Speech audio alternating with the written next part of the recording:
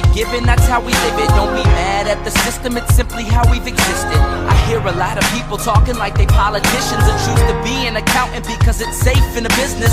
Not because they want to do it, just because they heard it pays. And who the fuck wants to be poor knowing that's how we've been raised? Society is getting heavy, I can feel the weight. The pressure of success is like 100 million pounds of shit. How you guys doing today? It's Anthony Gangi. Welcome to another episode of Tier Talk. Today we're going to briefly discuss what it means to us personally to be in corrections. Mine's the custody side of things, even though I'm admin, my roots are still custody. And then we have Connie, who, represents the civilians, but her roots are in medical, but she does represent the civilians. And the reason why we're doing this is because we're hoping that this video motivates people. We know it's hard for us to get recognition in this profession, so maybe it's good when people from within tell you what it means to them, because maybe we're not used to that. Maybe we're used to the outside telling us what it means to them. But at the end of the day, even though I want that recognition, don't get me wrong, it's really about how I feel about the job that I do. It's going to be a very interesting topic. Connie, author of The Cage Was Her Cocoon. How is everything? Everything is excellent. I cannot complain. Certainly it's been an exciting time. And this conversation is just kind of right down my alley because, the book really talks about just that, as you go into corrections as a civilian, sort of what keeps you there. And I think you have to understand within you, why you're in corrections, what you enjoy about it, what you hope to give to it, and what do you get out of it. So this is going to be a great conversation, I think. Yeah, I think it's going to be great. Especially, you went right into Elmer Fudd mode. You said corrections. So I don't know. I had to correct myself. Yeah, I heard Elmer Fudd real quick, looking for a wabbit. I saw a W in there. I heard it though. I'm going to keep it. Corrections. Yes. You said corrections. That's what I said. Corrections. No error goes unnoticed. Not here. Never. No, never. Yeah. Hey, guys. So obviously it's going to be a great dialogue. Dialogue's just an effort to motivate. But be honest with you guys, there's a lot of good things happening on the horizon for this profession. And I think this is a good time to actually have a dialogue like this, because in order for us to be willing to accept what is happening, we have to be willing to see it in ourselves first. So it's going to be like basically what it means to me and what it means to you to work in corrections, a great profession, but also the impact. What is it that we're trying to accomplish or maybe even be remembered for? So interesting dialogue. We're going to have some fun. We'll figure it out along the way. As always, guys, the show is Tier Talk. If you haven't, please subscribe, interact, engage, comment, hit that bell. Bell is going to notify you every time I post a video. We're going to go to our sponsor and we come back. Let's talk about what it means to us working in corrections. Stand by. I wanted to attend a university that had an intelligence program. I wanted to look at problems different. I wanted to increase my critical thinking abilities. AMU offered those avenues to expand. Obtaining your degree as an adult, you're actually paying yourself and investing in yourself. You can't put a dollar on it, it's priceless. It's something that can never be taken away from you. American Military University. Learn from the leader. Guys, inmate manipulation is a course that is highly needed. It's the process that's so slow moving and subtle that you don't realize it's happening. When inmates choose to manipulate, they manipulate our need to react. Situational awareness and insight is going to save your career. It's going to save you from doing foolish things. Listen to your gut. So the more insight we have, the more we can recognize what isn't so overt, and we can correct our behavior before we fall into a trap that we can't get out of. If you allow an inmate to pull you out of your prescribed role, you are opening up a door for a host of problems. Inmate manipulation, the psychology behind inmate manipulation. Available now. Link in description. All right, so Connie, you're 100% correct. This is a very good dialogue to have. I think especially in the times when I really do think that the perspective is going to start to change. I think that the community here is a big part of that, because we are getting people from the outside wanting to actually come in this profession, where before, it was hard to get because their view of this profession was just so biased and skewed. So now we've created a community that gives people a sense of reality, what it's really like behind the wall. And yes, there's dangers, of course, but there's also a loyalty, an integrity to what we do. And I think it's good for us to recognize it first. So before I, forward the dialogue over, I want to tell people that for a while it was about how I thought we needed to be seen, but it's not so much the outside looking in, but rather us seeing it in ourselves. And that's where the dialogue today is going to come from. So Connie, you enter corrections on the medical side. What did the work that you accomplished for corrections on the medical side, what did that personally mean to you? I mean, for me, it was like, here it is. I went to school for all these wonderful things and I had no place to apply it. I came into corrections and all of a sudden there was this world of, not only are you working with those who are mentally ill, you're working with those medically compromised, you're working with those who have substance abuse issues, you're working with people who have family issues. There was like so many different populations that I could work with. And I felt like this was a place where I could actually see the sort of, I guess, culmination of everything I learned be applied in a real world and it actually helped somebody. So for me, it was just an excitement because it was like all the schooling wasn't in vain. And then here was a population that I could actually work with. I think the other thing too was just not being so hard on myself, right? Because I feel like there's certain things we have no control over. And in this instance, you could be the best provider, the best practitioner, whatever you want to call yourself. And there are some people who like jail is just the life they've chosen. Prison is the life they're chosen. And you may not be able to make a difference in everyone's lives, but there are people who actually are looking for, like truly looking for help. And of course, it took me some time to discern that in my career, because at first you hear everybody's stories and you're like, oh my God, this is so awful. Until you're like, you told me that last time, or there was a variation to the story. So, I think, it's the growing and learning in the environment, but it's also being able to give of yourself and see where that giving is doing something positive. So are you saying in corrections, we recycle the same story? I didn't say we did. Many of the inmates do. Okay. For me, Connie, I think it became my interaction with people.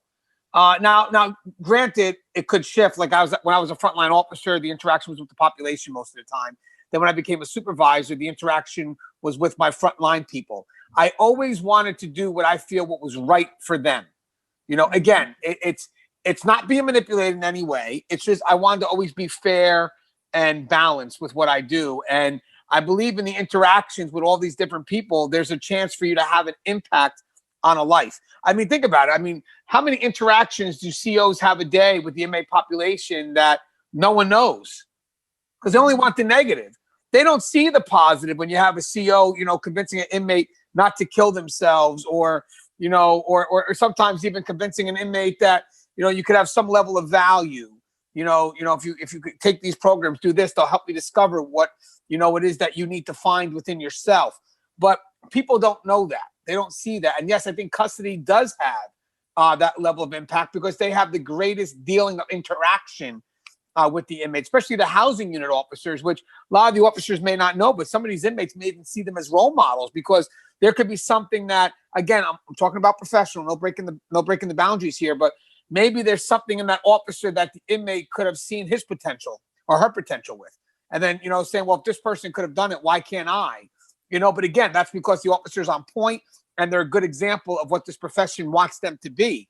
And that's when you truly get the respect. That's when you may get the inmates that don't say a word to you, but when they go to release, hey, Gangi, you were stand up. They may not bother you throughout the whole course because they're just a quiet inmate, but then eventually when they go to leave, when there's no motivation, they're leaving. I just wanted to say you were a good officer. I saw your interactions. I saw what you were trying to accomplish. And these are the things that I kind of watched and learned from. But those interactions to me mattered. The interactions have an impact. Then when I became a supervisor, it was really more, I guess it's kind of like the people that you're over, but I really wanted to make an environment easy for them. But I also wanted to get them that respect. I really did. And more so when I was a supervisor than when I was a regular CO, only because when I was a regular CO, I was kind of in it, not realizing it. Then when I became that supervisor, that's when I realized, like, we're better than what the people think we are, you know? And I just vented on a LinkedIn, which turned out eventually, you know, we talked about the story before, from writing for a magazine. Then eventually Tear Talk was given birth, I think around 2012, and then kind of evolved into the YouTube channel, from vlogs to interviews. But the key is I wanted to have an impact because I wanted people to know the truth. So, you know, and again, as a supervisor, I took responsibility of my people that I supervised. And when people would just sit there and badmouth what they do, I couldn't allow that. I just couldn't allow that. I had to give some information of truth, because it would be like they would just say what they thought was true. And then I worked with these people. I know what's true. So I would find myself just kind of battling back and forth. So I actually think that's a really good point you make, though. So when you are in sort of the line staff position, there's a certain level of interaction and engagement that you have with the population as well as the environment.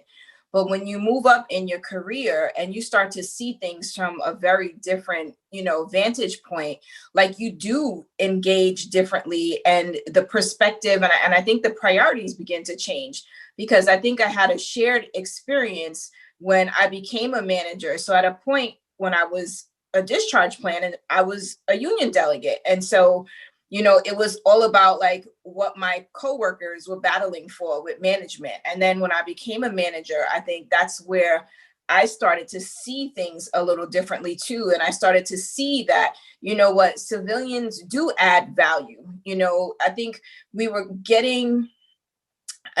get the messaging that we are a civilian in their house. And so I think we tend to decrease ourselves and not really work up to the full level of our potential, because there's this way that we're not feeling appreciated. Like nobody cares what I have to say. No one really cares whether I get this person in a program or whether this person is stable. And that's just not true. I think that we have to be able to acknowledge that the work that we do and the way we keep the environment stable helps for you guys to do your job more effectively and efficiently.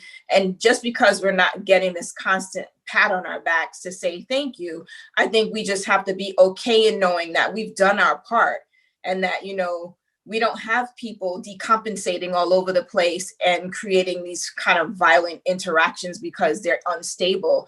And that's something that we should be very proud of. And I don't know if we really acknowledge that part of, I think, as even me in medical, it's like, you know, we could have some hypertensive inmate come in who's on some kind of medication and who ate something, and like, you know, this whole situation begins to spiral, and then we stabilize this person and we don't have to send them out to the hospital, or, you know, we do have a specialist internal that can do something to help this person. And I think the amount of work that we do to coordinate care many times, I think, goes unnoticed. It just happens. And so it's like, oh, nah, medical's got it.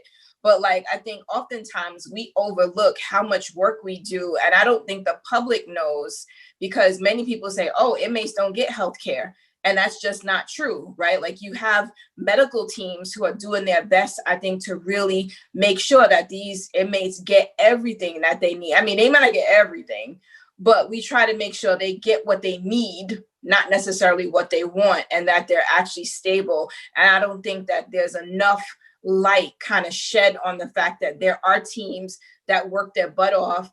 I mean, just to think about all the medical teams who've gone into these facilities over the past few months in the midst of COVID, right? You know, when we are holding up our signs about the medical heroes, you know, are we talking about those people who are behind the wall every day, who can't call out? And, you know, for me, it's like there's such a significant, for me, as such an appreciation for those who are going into their medical roles, their mental health roles. They are essential personnel in our systems. And I really do think that, you know, we've got to be able to give them the credit due for the sacrifices that they make. Yeah, you know, it's funny. Custody feels the same lack of acknowledgement. You know, you got the cops and everybody out there, you know, getting recognized, the first responders, and they forget that you have COs working in these prison settings. And we share that, you know, program providers, they don't get looked at as, program providers in prisons, they don't get looked at in the way that they should with the proper respect for the work that they do. And you touched into where one of my impacts I want, as I moved up and my perspective evolved, I would love for my impact to be something that brings everybody together, because ultimately that's where safety and security will heighten, is that if we bring everybody together working the same, we need each other, and believe it or not, for the most part, and I know you've mentioned this before too, COs do have respect for what the civilians. Sure, there could be some outliers, Of course. but for the most part, in our interactions, you could see, because they know, even if for some reason, which I doubt, even if they didn't respect the job, which I doubt, they know it's their job. We're there to facilitate the needs of those other departments. And, as I said, for the most part, these officers, I've seen them when they feel no one's looking, and I've watched them be human. If that makes any sense. I've watched them have these interactions that are extremely powerful if the person receives it, chooses to be receptive to it. I'm not talking about hearing, I'm talking about listening. Absolutely. I've seen some very powerful dialogue that's happened behind the wall in the shadows of justice that would play weight on anyone. And the funny thing is too, is that in corrections, we are also forced, at least when I was an officer, but even as you move up, interact with people that people don't normally interact with. As COs, I'm sure from your perspective as well, we're walking in the midst of gang members. They don't run back into the house when we roll by. This is their house, technically. It's our house, don't get me wrong, but they live here. So we have these forced interactions, and sometimes these forced interactions could be extremely, extremely powerful and motivational, if you will. But with that said, just to quickly explain what I feel that this profession means to me is, one, it's the public service. I get to give back, I get to take care of my people now. So again, a little bit of evolution in what it means, but definitely taking care of the staff, fighting for them, making sure they get that recognition, making sure that people understand what it is that they do. And ultimately, the impact I want to have is, one, first of all, there's a few, but one is to let people know that you're important. So let the correctional staff know it's not about public perception. You're not going to get that respect unless you respect yourself first. So it's building a belief in them of how important that job is that they do. Let that manifest its way out.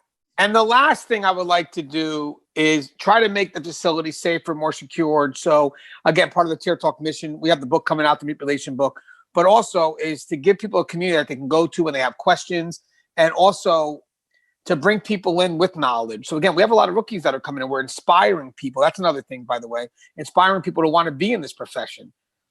So they're coming in with knowledge, and they're connected to this community that's given them a lot more knowledge than we've ever had, which is making it safer for the people that work behind the wall. But they're also coming in with an appreciation for the profession. This isn't a stepping stone.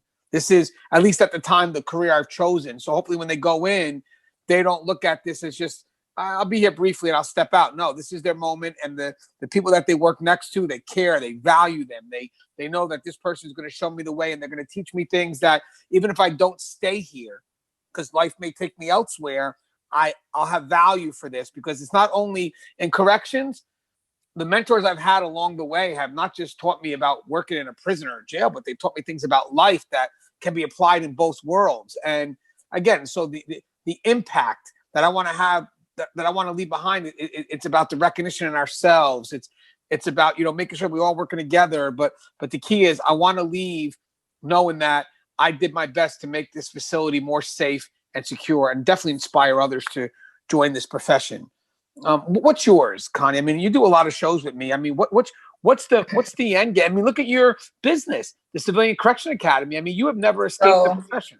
That's exactly it. For me, I was that civilian who I didn't get the training that I thought I should have gotten. And, my give back is that I don't want any other civilian to have to go into work and feel inadequate and feel as though they're unable to function and have a successful career. I think that when you don't feel supported in your role, you're more likely to leave. So if I could impact turnover in facilities and have people actually feel comfortable in their correctional knowledge, that's my goal. It's making sure that we contribute to the safety and security, and that our voices can contribute to the collective intelligence, right? So, if we can become a reliable source or resource to you guys, that's what I want us to be. And how do you become a reliable resource, right? So through the academy, for me, that's how I'm giving back. I'm trying to make sure that people feel comfortable in what they know about corrections. You're going to learn, but also here's how you interact with the population. Here's how you interact with custody. You want a successful career? Here's some things, here's some do's and some don'ts, right?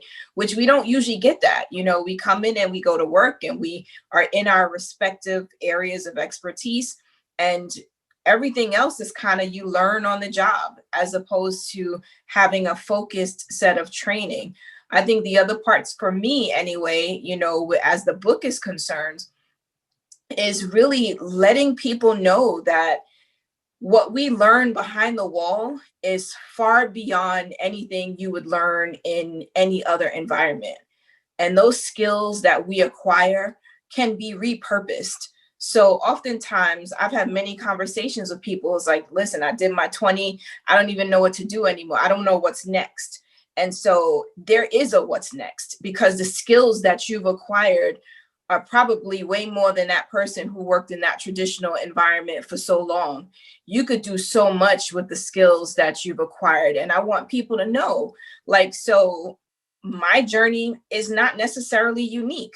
If there's something else that you want to do to give back to the profession, you have a platform to do that. I mean, the Civilian Corrections Academy didn't exist before, and now it does. And that's really exciting to know that I was able to give that back to the industry, and it's I'm hoping that I can be an inspiration to others who feel like, oh, well, custody doesn't really care what I think. That's not true. I'm on a custody focused platform as a civilian voice saying, hey, we're here, and here are the things and the ways we contribute.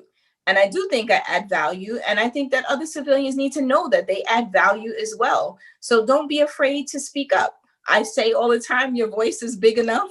And I feel like people need to know that their voices are big enough, even though it might not be, the voice or the popular voice.